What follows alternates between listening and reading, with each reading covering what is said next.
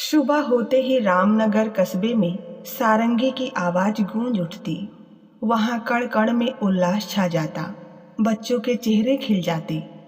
जब तक बच्चे सड़क के किनारे छायादार आम के पेड़ के नीचे एकत्र होते, तब तक सामने से खिलौने वाली आ जाती। उसके सिर पर खिलौनों की टोकरी होती और हाथ में सारंगी। वो ऊपर से नीचे तक खूब सजी धजी रहती। उसे देखकर बच्चे उल्लास से तालियां बजाते, आ गई खिलौने वाली चाची, आ गई। चुन्नू, मुन्नू, पप्पी, सिब्बू, जावेद, सुवेल, पप्पी, जरीना, ये सब चारों ओर से उसे घेर कर उसका स्वागत करते। खिलौने वाली चाची टोकरी उतार कर नीचे रख देती और बच्चों में घुल मिल जाती। बच्चे खिलौनों की टोकरी से अपनी अपनी पसंद के खिलौने देखने लगते। खिलौने वाली चाची एक एक कर उन्हें सारे खिलौने दिखा देती। कोई हाथी लेता तो कोई घोड़ा, किसी को ऊंट पसंद आता तो किसी को तोता। बच्चे अपनी अपनी पसंद के खिलौने लेकर पैसे दे देते। जिनके पास पैसे ना होते वे अगले दिन चुका देने का वादा कर देते। खिलौने वाली चाची किसी को निराश न करती, किसी भी बच्चे को खाली हाथ लौटने न देती। उसके लिए अमीर गरीब बराबर थे। लेकिन एक दिन अजीब घटना घटी। सुबह का समय था, खिलौने वाली आई। बच्चे उसे घेर कर मनपसंद खिलौने लेने लगे, किंतु 7 बरस का एक मासूम बालक कुछ दूरी पर उदास खड़ा ललचाई आंखों से खिलौनों को निहार रहा था। उसे मिट्टी का वो सिपाही बड़ा प्यारा लग रहा था, जिसने फौजी वर्दी पहन रखी थी, कंधे पर बंदूक रखी। उसके पैर इस तरह आगे पीछे थे जैसे लड़ाई के मैदान में जा रहा हो। बच्चे खिलौने लेकर विदा हो गए, लेकिन वह बालक अब भी चुपचाप खड़ा अपने प्रिय सैनिक को लगातार देख रहा था। खिलौने वाली उठकर जाने को हुई तो सहसा उसका ध्यान बालक की ओर गया। वो ठहर गई, बालक को बड़े स्नेह से पास बुलाया। बालक पहले तो झिझका, फिर पास आ गया। तुम्हारा नाम क्या है बेटे? खिलौने वाली ने उसके सिर पर प्यार से हाथ फेरते हुए पूछा। अभिषेक। कस्बे में नए आए हो? हाँ। तुम्हारे पिताजी? मैं तो अपने चाचा चाची के पास रहता हूँ। मेरे माँ बाप दोनों दूर गांव में हैं। चाचा जी स्कूल में पढ़ाते हैं, मैं यहाँ पढ़ने आया हूँ। तुमने कोई खिलौना नहीं लिया? बोलो, क्या पसंद है? अभिषेक ने सिपाही की ओर इशारा किया। खिलौने वाली ने वह खिलौना निकालकर अभिषेक की ओर बढ़ा दिया। ना ना, अभिषेक पीछे हट गया। अभी मेरे पास पैसे नहीं हैं। अभी पैसे कौन मांग रहा है? खिलौने वाली लापरवाही से बोली। जब तुम्हारे पास हो तो दे देना। अभिषेक का मन सिपाही लेने के लिए मचल रहा था। उसने सोचा, सिपाही ले ले, पैसे होने पर दे दूंगा। लेकिन तभी अपनी चाची का क्रूर कठोर चेहरा उसकी आंखों के सामने पहुंच गया। वो कांप उठा, हाथ पीछे खींच लिया। खिलौने वाली उसका संकोच समझ गई। उसने आगे बढ़कर खिलौना अभिषेक को थमा दिया और बड़े स्नेह से उसका गाल थपथपा कर बोली, ले जाओ बेटे, मैं भी तुम्हारी चाची हूँ ना। अभिषेक का मन भर आया। उसने खिलौना ले लिया। उसे ऐसा लगा मानो उसकी माँ ही खिलौने वाली के रूप में खड़ी हो। उसके खिलौना ले लेने से खिलौने वाली चाची बहुत खुश हुई। उसने कहा, कल मैं तुम्हारे लिए फौज का कैप्टन लाऊंगी, देखोगे तो दंग रह जाओगे। वो सचमुच का कैप्टन लगता है।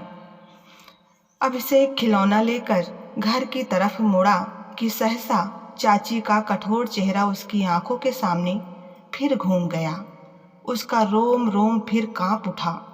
वो खिलौना वापस करते हुए बोला, अभी रहने दो, पैसे होने पर ले लूँगा। अरे बेटा, ले जाओ, खिलौने वाली ने जोर देकर कहा।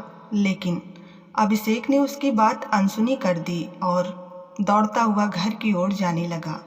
खिलौने वाली उसे पुकारते पुकारते थक गई, लेकिन वह नहीं रुका। अभिषेक घर पहुंचा तो उसके चचेरे भाई बहन ज्ञानू और गीता बाहर ही मिल गए। ज्ञानू ने कुत्ता और गीता ने बिल्ली खरीदी थी। दोनों अपने अपने खिलौने की तारीफ कर रहे थे। अभिषेक उनके पास खड़ा होकर उनके खिलौने देखने लगा। इसी समय चाची बाहर आ गई। अपने बच्चों के हाथों में खिलौने देखकर बोली, इन्हें तोड़ कर ही दम लोगे क्या? जाओ संभाल कर रख दो, मैं रोज रोज नहीं दिलवाऊंगी।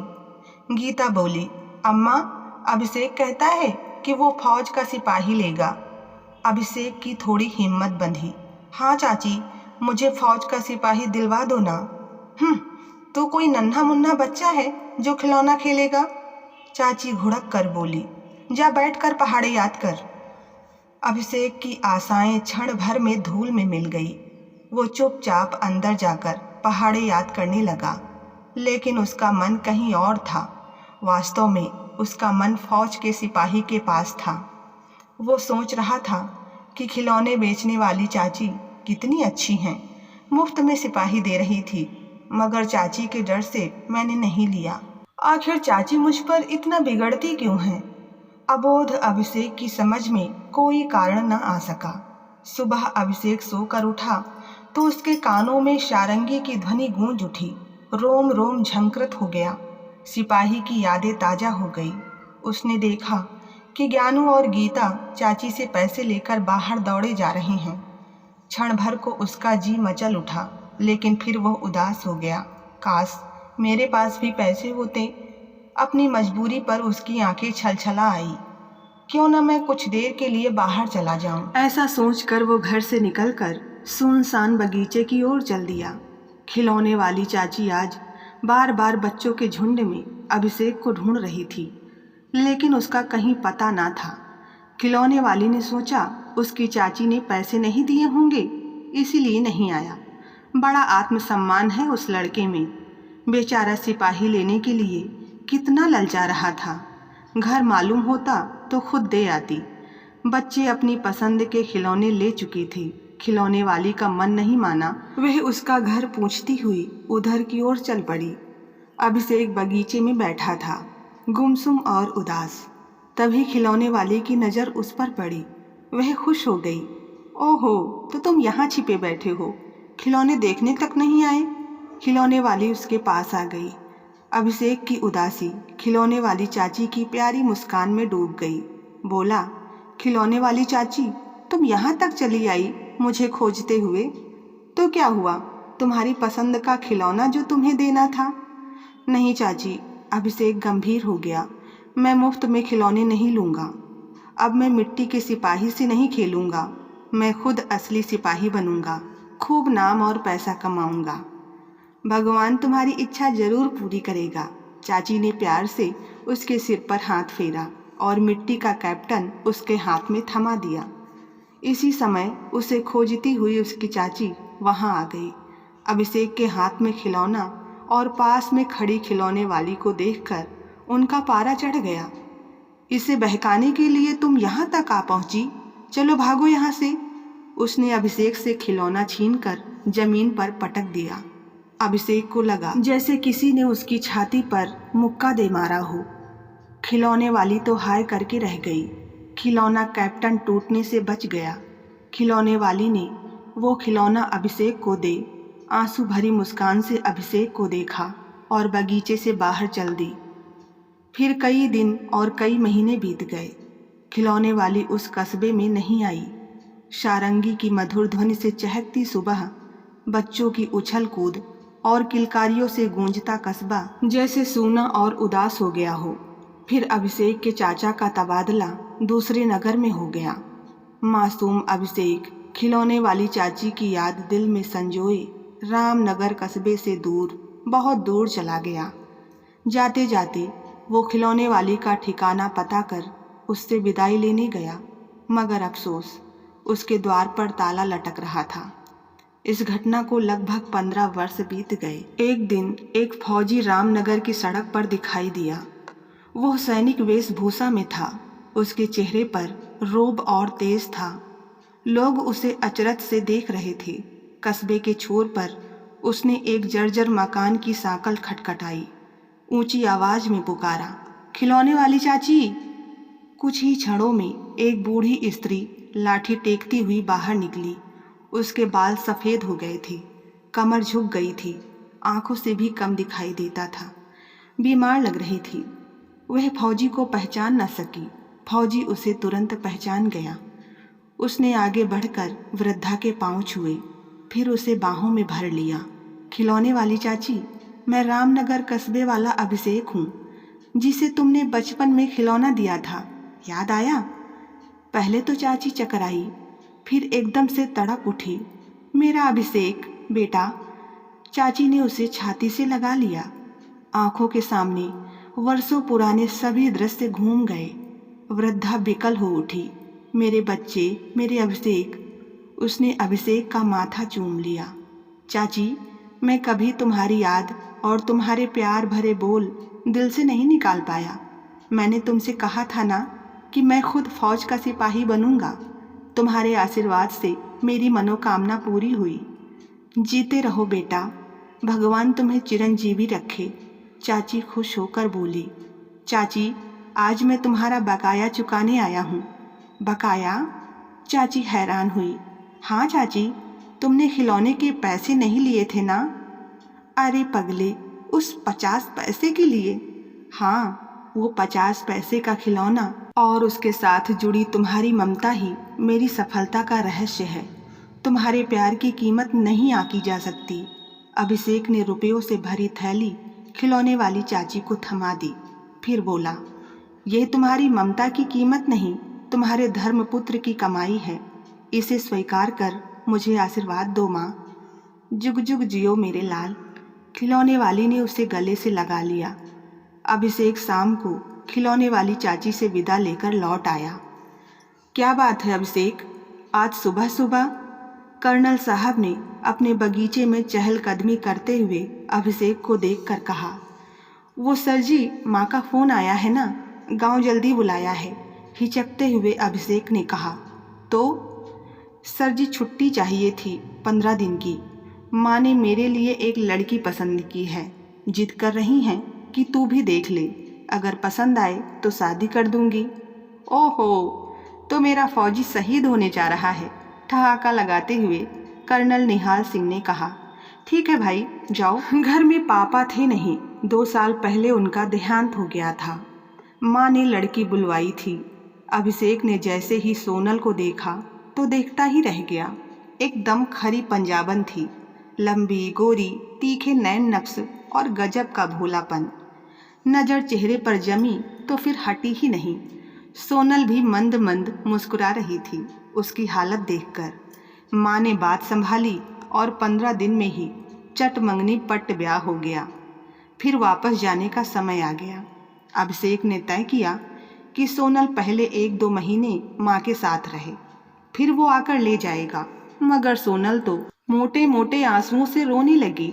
माँ ने भी झिड़क दिया, शादी उसकी मेरे साथ हुई या तेरे साथ? अब वो तेरी पत्नी है, तेरे साथ साये की तरह रहेगी। कैंप में पहुंचते ही बात आगे की तरह फैल गई कि अभिषेक शादी करके आया है। शाम तक तो उसके अड़ोसी पड़ोसी सब ने उसके घर में डेरा जमा दिया। सबसे आगे था मनोज, जो मुंह बनाए झूठ मूठ का गुस्सा दिखा रहा था। ये है मेरा जिगरी यार, तुम मुझे दोस्त कहते हो और दोस्त को ही शादी में नहीं बुलाया, न भाभी से मिलाया। आज से दोस्ती खत्म, समझा? अरे यार, नौटंकी बंद कर और मिठाई खा। माँ ने खास तौर पर तेरे लिए भिजवाई है। अगर दूसरा शुभ मुहूर्त होता तो मैं रुक जाता, मगर इसके बाद 6 महीने तक कोई मुहूर्त नहीं था और बार बार छुट्टी मिलना मुश्किल होता है, तू तो जानता है। सोनल ने झटपट चाय नाश्ते का इंतजाम कर दिया। अभिषेक बाकी लोगों से मिलता रहा और मनोज सोनल की मदद करने लगा। अक्सर जब सोनल सजती तो अभिषेक कहता, बिल्कुल मेम साहब लगती हो, बस अंग्रेजी में हाथ थोड़ा तंग है और हंस देता। सोनल संशय में घिर जाती कि यह तारीफ है या। इधर अक्सर शाम को मनोज आ जाता, कभी शाम की चाय तो रात का खाना खाकर ही जाता और ढेर सारी तारीफों के पुल बांध देता। सोनल की पाक कला तो कभी खूबसूरती या बेपरवाह हंसी की। मनोज के साथ सोनल का घुलना मिलना अभिषेक को पसंद नहीं आ रहा था, मगर एक तरफ पत्नी तो एक तरफ दोस्त, किसे छोड़े किसे पकड़े। एक बार इशारों इशारों में अभिषेक ने सोनल को समझाना चाहा कि उसे मनोज से ज़्यादा घुलना मिलना नहीं चाहिए, मगर सोनल ने एक कान से सुनकर दूसरे कान से निकाल दिया। एक दिन जब वह ऑफिस से घर के लिए निकला तो रास्ते में पड़ोस में रहने वाली मिसेस शर्मा मिल गई। अभिषेक ने नमस्ते किया। उन्होंने उसे रोक लिया। अभिषेक ने पूछा, क्या बात है? ये मनोज तेरा दोस्त है या तेरी बीबी का यार? मिसेस शर्मा ने कुटिल मुस्कान के साथ कहा। क्या बकवास है? अभिषेक जोर से चिल्ला उठा। और नहीं तो क्या, अगर तेरा दोस्त है तो जब तू घर पर नहीं होता तब क्यों आता है? कहकर वह निकल गई। वो जब घर पहुंचा तो मनोज पहले से ही मौजूद था और सोनल कुछ लिख रही थी। प्रेम पत्रों का आदान प्रदान भी शुरू हो गया। मन ही मन अभिषेक ने सोचा। आंखों के डोरे लाल दिखने लगे थे। सोनल ने पूछा, चाय बना लाऊं? नहीं, आज प्यास लगी है, हम ड्रिंक्स लेंगे। क्यों मनोज, तू मेरा दोस्त है ना? तुझे शक है क्या? तब तक अभिषेक ने 2 ग्लास गटक लिए थे। अगर तू मेरा दोस्त है तो इसे मार डाल, गला घोट दे इस औरत का। क्या बोल रहा है अभिषेक? तू होश में तो है? मैं होश में नहीं रहना चाहता। एक और वह गिर पड़ा। मनोज ने उसे उठाकर बिस्तर पर लिटा दिया। इधर एक कोने में बैठी सोनल सुबकने लगी। यह आज की बात नहीं है मनोज, रोज का यही हाल है। ना जाने मुझसे क्या अपराध हो गया है। ये मुझे मारना चाहता है। मैं जितना इसका ध्यान रखती हूँ उतना ये फटकारता है। कहकर वो फपक उठी। सब ठीक हो जाएगा। परेशान लगता है, वैसे दिल सोने का है मेरे यार का। मनोज समझ चुका था कि बात क्या है। किसी ने शक का कीड़ा अभिषेक के दिमाग में डाल दिया है, उसको और सोनल को लेकर। अपने दोस्त के मासूम से चेहरे पर चिंता की लकीरें देख उसका दिल भर आया। कहाँ तो उसे अपने दोस्त का हर दुख दूर करना था, कहाँ वही उसके दुख का कारण बन गया। कल शाम को आना मनोज, सोनल ने कहा तो वह बोला, बस कल आखिरी बार है, फिर मैं तुमसे कभी नहीं मिलूँगा। 3 जिंदगियां ऐसी उलझी हुई कभी नहीं थी। तीनों दिल अलग अलग कारण से जल रहे थे और आँच दूसरा महसूस तो कर रहा था, पर आँच को काबू कैसे करे। दूसरे दिन सुबह अभिषेक उठा तो सिर भारी हो रहा था। सोनल नींबू पानी बना लाई।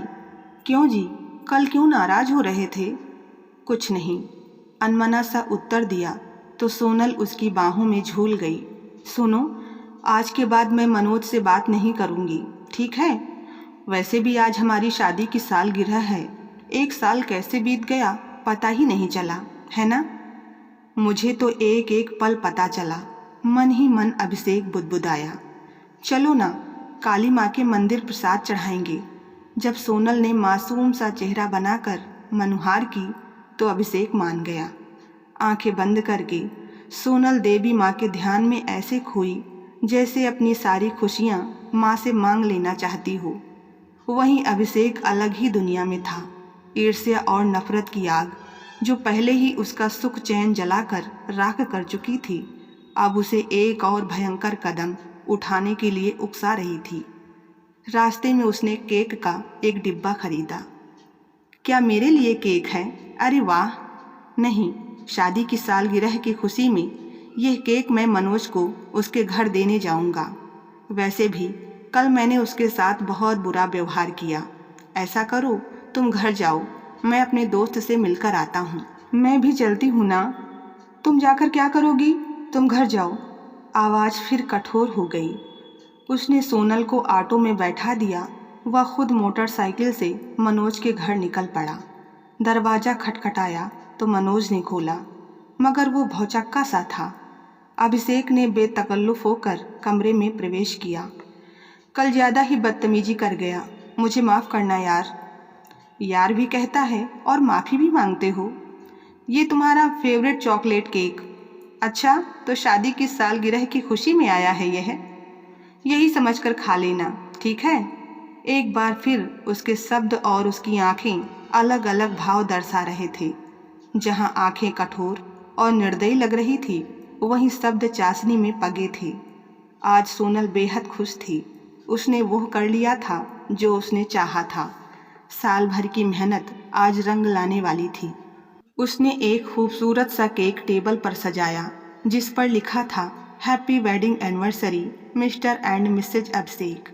1 साल हो गया। खुशी उसे संभाले नहीं संभल रही थी। उसने आज अपना पारंपरिक सलवार कुर्ता नहीं पहना बल्कि एक फ्लोइंग गाउन, उसके साथ मैचिंग सैंडल्स, हाथ में घड़ी, गले में खूबसूरत सा हार। बाल जो हमेशा चोटी में बंधे रहते थे आज उन्हें भी रबर बैंड से आज़ादी दे दी गई थी। खुद ही के रूप को देखकर सोनल चकित रह गई। तभी दरवाजे पर दस्तक हुई और वो दौड़कर दरवाज़ा खोलने के लिए गई। अभिषेक ही था। उसे एक पल निहारता रहा। पहले प्यार और फिर नफरत ने आंखों में जगह ले ली। ये ड्रेस, ये सैंडल, ये हार, ये सब कहाँ से आया? बताओ, जोर से चिल्लाकर उसने कहा। मैं अच्छी लग रही हूँ ना? बिल्कुल अंग्रेजी मैम साहब जैसी। क्या मतलब? I will show you, come this way mister. उसने एक लेटर अभिषेक के हाथ में पकड़ा दिया। अभिषेक का सिर थोड़ी देर घूमता सा महसूस हुआ। क्या है ये सब? मैं समझ नहीं पा रहा हूँ। इंग्लिश में लिखा हुआ वो लेटर, नीचे yours and only yours Sonal. अब सोनल ने धीरे से बताया, करीब 1 साल से मैं अंग्रेजी सीख रही हूँ मनोज से। गांव की पढ़ी लिखी मुझे तो बस पंजाबी और हिंदी ही आती थी, मगर थोड़ा हिचकिचाते हुए।